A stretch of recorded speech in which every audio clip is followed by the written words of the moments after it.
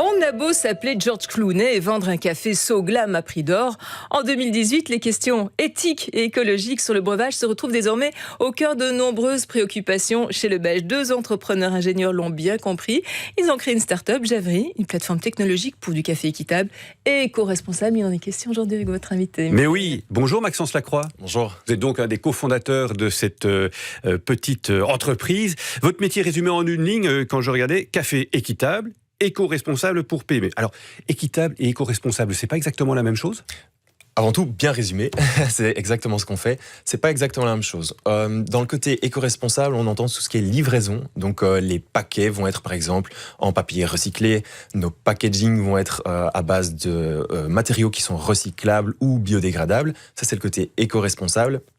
D'autre part, le côté éthique concerne tout à fait autre chose. C'est vraiment la partie sourcing, donc la partie qui concerne les producteurs. Et là, on va faire attention à ce que les producteurs soient bien rémunérés, qu'il n'y ait pas d'enfants qui travaillent dans les plantations et ce genre d'éléments qui sont évidemment super importants pour nous. Troisième élément donc de cette phrase résumée, PME. Ça veut dire que votre marché aujourd'hui, ce ne sont finalement que les petites et moyennes entreprises, pas le particulier, pas les grandes entreprises. Pourtant, vous avez un peu tâté du particulier, je crois, au départ. C'est juste, au début, notre projet était très fort orienté pour les particuliers avec une découverte de café équitable chaque mois. En fait, on s'est rendu compte que les entreprises étaient très mal servies, les PME de 10 à plus ou moins 150 personnes par bureau. Et c'est le segment qu'on a décidé de choisir. Aujourd'hui, il représente environ 90% de notre chiffre d'affaires.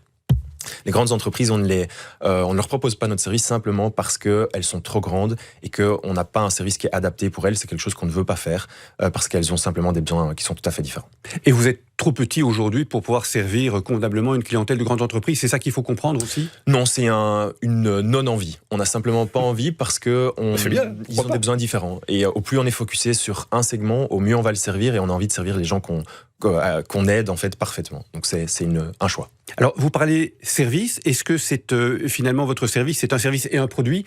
Est-ce que vous fournissez les machines à café ? Est-ce que vous les mettez en location ? Est-ce que vous les vendez ? Le café, j'imagine que vous le vendez. Difficile d'allouer quelques grains de café. Exact. Donc on fait un peu tout au niveau des machines, soit de la location, soit de l'achat. Ça dépend vraiment des besoins des clients. Et évidemment, on vend notre café chaque jour dans pas mal d'entreprises en Belgique. Alors, ces machines à café, moi je me pose une question, peut-être nos auditeurs se la posent aussi. Les Italiens, c'est les meilleurs ou bien est-ce que les machines viennent d'autres pays ?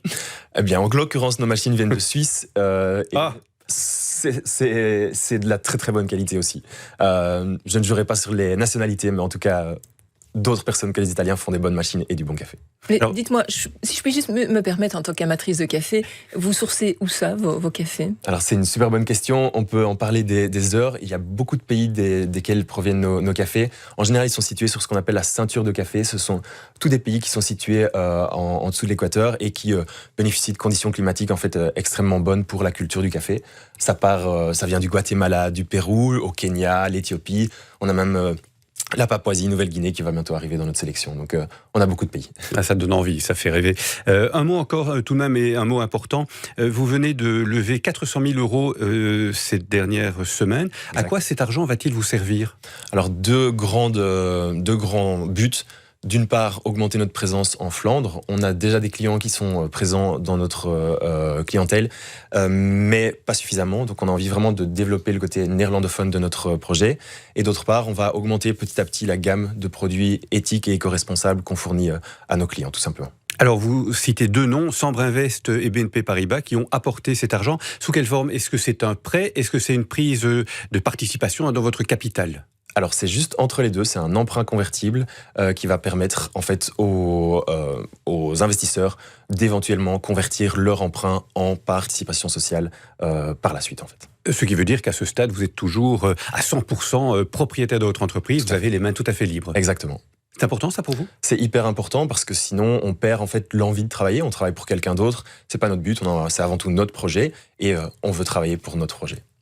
Voilà, des entreprises qui ont à cœur d'intégrer la fameuse dimension de responsabilité sociétale. Eh bien, Javry en est un très très bel exemple. D'autres l'ont aussi compris. Michel, comment allier performance économique, engagements sociétaux, environnementaux ? Réponse avec mes invités à venir, deux expertes en stratégie d'entreprise en quête de patrons inspirants. Vous avez écouté tout ça, non ? Bien sûr. Allez, merci beaucoup, Javry. On rappelle, c'est la start-up du jour pour du café bon, équitable et bien sourcé. C'est tout ce qu'on demande.